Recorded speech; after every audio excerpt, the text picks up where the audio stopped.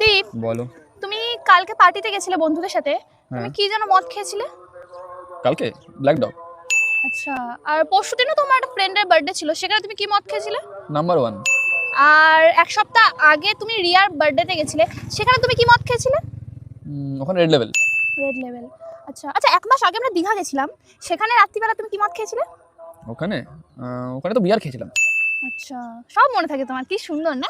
তো এইটুকু জিনিস বলা যায়, তো নর্মাল জিনিস না। হ্যাঁ। আর আমার বার্থডেটা যেন কবে ছিল? সেপ্টেম্বরে তো, কবে ছিল? লাস্টের দিকে তো মানে কবে? লাস্টের দিকে তারিখগুলো যে কোনো একটাই হবে। মাস তো বলেছি।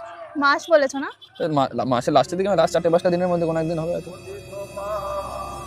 এক মাস আগে কি মদ খেয়েছিলি সেটা মনে আছে, এদিকে গার্লফ্রেন্ডের বার্থডে কবে সেটা মনে নেই, সেটা নেশারু একটা।